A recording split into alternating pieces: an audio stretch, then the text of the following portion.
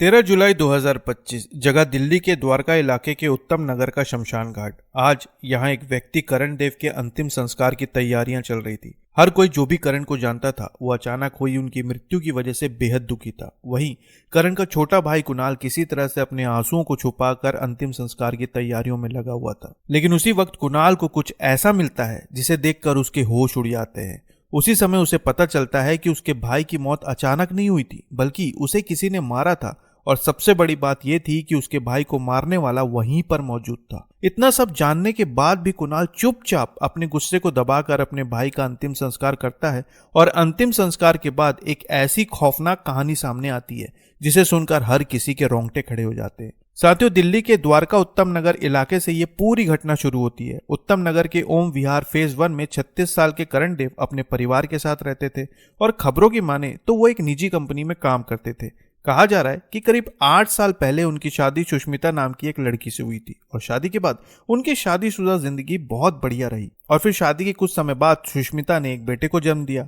अब बेटा होने के बाद करण की जिम्मेदारियां और बढ़ गई, इसलिए अब वो और ज्यादा अपने काम में बिजी रहने लगे। लेकिन इस वजह से वो अपने घर पर कम समय दे पाते थे। वहीं करण अपने माता पिता से अलग रहता था और परिवार में करण का एक छोटा भाई कुणाल भी था। इसके अलावा करण के घर में उसके चचेरे भाई राहुल देव का भी आना जाना लगा रहता था। अब चूंकि करण अपने काम में बहुत ज्यादा बिजी रहता था, इसलिए कई बार वो अपने छोटे मोटे कामों के लिए अपने चचेरे भाई राहुल को कह दिया करता था। लेकिन करण की गैर मौजूदगी में राहुल का करण के घर बार बार आने जाने की वजह से एक दिन सुष्मिता और राहुल की नजर एक दूसरे से लड़ गई और फिर धीरे धीरे दोनों एक दूसरे को पसंद करने लगे। और फिर ज्यादा दिनों तक ये अपने दिल की बात को छुपा नहीं पाए। दोनों एक दिन एक दूसरे के बेहद करीब आ गए। अब आप सोचकर देखिए कि राहुल और सुष्मिता का रिश्ता ऐसा था कि राहुल करण का चचेरा भाई था और घर में सब उस पर आंख बंद करके भरोसा करते थे। लेकिन उसने भरोसे को ताक पर रखकर वो इस रिश्ते में अपनी भाभी के साथ इतना आगे बढ़ गया जिसकी कोई सीमा नहीं थी। अब राहुल और सुष्मिता अक्सर करण के काम पर जाने के बाद मिलते थे, लेकिन इससे भी इनका मन नहीं भर रहा था। इतना मिलने जुलने के बाद भी दोनों अक्सर फोन पर चैट करते, वीडियो कॉल में एक दूसरे की शक्लें देखते और मौका मिलते ही एक दूसरे से मिलने का बहाना बना लेते। कभी राहुल बाजार से सामान देने के बहाने आता तो कभी सुष्मिता घर में अकेले होने पर राहुल को बुला लेती। यह सिलसिला लंबे समय तक चलता रहा, लेकिन शायद इस अवैध रिश्ते के बारे में करण को भनक तक नहीं थी। और भले ही करण को कुछ भी नहीं पता था, लेकिन इस तरह छुप छुप कर मिलना और छुप छुप कर एक दूसरे के साथ संबंध बनाना इन्हें नहीं भा रहा था। ये खुलकर एक दूसरे से मिलना चाहते थे और इसलिए इन्होंने करण को हमेशा के लिए रास्ते से हटाने के बारे में सोचा। अब दोनों ने करण को रास्ते से हटाने की योजना बनाना शुरू कर दिया और फिर किसी तरह से सुष्मिता के हाथ नींद की कुछ गोलियां लग गई। इसके बाद सुष्मिता ने एक रात करण को खाने में नींद की 15 गोलियां खिला दी, जिसके बाद करण सोने के लिए चला गया। लेकिन बड़ी बात यह थी कि इतनी गोलियां खाने के बाद भी करण पर इन गोलियों का कोई असर नहीं हो रहा था। इसके बाद बकायदा सुष्मिता ने राहुल के साथ चैटिंग शुरू की और उसे बताया कि गोलियां देने के बाद भी उस पर कोई असर नहीं हो रहा है। इसके बाद राहुल चैट पर लिखता है कि एक काम करो, जितनी भी दवाई है सब कुछ खिला दो। तब सुष्मिता कहती है कि अभी उसकी सांसें धीमी धीमी चल रही हैं। फिर राहुल कहता है कि एक काम करो, उसे शॉक दे दो। सुष्मिता कहती है कि तुम भी यहाँ पर आ जाओ।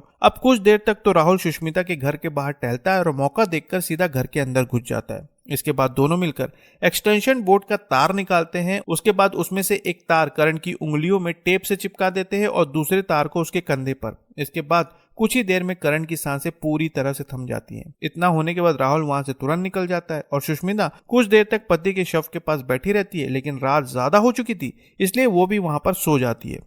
सुबह उठते ही वो सीधा अपने ससुराल जाती है जहां पर करण के माता पिता रहते थे। वहां पहुंचकर वो बताती है कि करण को बिजली का झटका लगा है और वो बेसुध पड़ा हुआ है। ये खबर मिलते ही परिवार वाले तुरंत करण को देखने के लिए दौड़ पड़ते हैं, लेकिन तब तक तो बहुत देर हो चुकी थी। इसके बाद उसे तत्काल अस्पताल ले जाया जाता है। अस्पताल पहुंचने के बाद जैसे ही डॉक्टर शव को देखते हैं उन्हें कुछ शक होता है। अब था तो ये पुलिस का मामला, इसलिए तुरंत पुलिस को इसकी सूचना दी जाती है और कुछ ही देर में पुलिस मौके पर पहुंच जाती है। शव को देखकर उन्हें भी शक होता है कि इस व्यक्ति की मृत्यु नॉर्मल नहीं है। इसके बाद पुलिस वाले पीएम करने के लिए जोर देते, लेकिन उसी वक्त सुष्मिता और राहुल पीएम करने के लिए साफ मना कर देते। वो कहते हैं कि हमें करण का पीएम नहीं करवाना है, लेकिन मामला गंभीर था इसलिए पुलिस जबरन करण का पीएम करवाती है। पीएम के बाद परिजनों को शव सौंप दिया जाता है और फिर अंतिम संस्कार की तैयारियां शुरू हो जाती हैं। अब होता यह है कि अंतिम संस्कार के दौरान राहुल भी वहीं पर मौजूद था और वो भी अंतिम संस्कार की तैयारियों में लगा हुआ था। लेकिन इसी दौरान किसी वजह से वो अपना मोबाइल अपने एक रिश्तेदार को देता है और उसका वो रिश्तेदार राहुल का मोबाइल करण के भाई कुणाल को दे देता है। कुणाल के पास जैसे ही मोबाइल आता है वो देखता है कि मोबाइल का लॉक खुला हुआ है। वो मोबाइल खोलता है और बस यूं ही उसका इंस्टाग्राम अकाउंट चेक करने लगता है और तभी उसकी नजर इंस्टाग्राम के एक चैट पर पड़ती है। ये चैट राहुल और उसकी भाभी सुष्मिता का था, जिसमें बकायदा दोनों ने बातें की थी कि कितनी गोलियां करण को खिलाई गई हैं, किस तरह से उसे शॉक दिया गया है। सब कुछ उस चैट में मौजूद था और ये करण की मौत का सबसे बड़ा सबूत था। कुणाल को तुरंत समझ में आ गया कि उसके भाई की मौत कैसे हुई थी, लेकिन उस वक्त वो चुप रहा, अपने भाई का अंतिम संस्कार किया और फिर अगले ही दिन वो उस चैट के स्क्रीनशॉट को लेकर पुलिस के पास पहुंचा। पुलिस ने जब उन सभी स्क्रीनशॉट को गौर से देखा तो उन्हें समझ में आ गया कि आखिर माजरा क्या है। इसके बाद तत्काल राहुल और सुष्मिता को हिरासत में लेकर उन पर संबंधित धाराओं के तहत मुकदमा दर्ज किया गया और अब वो न्यायिक हिरासत में है। कहा जा रहा है कि उन्होंने अपना जुर्म कबूल भी कर लिया है।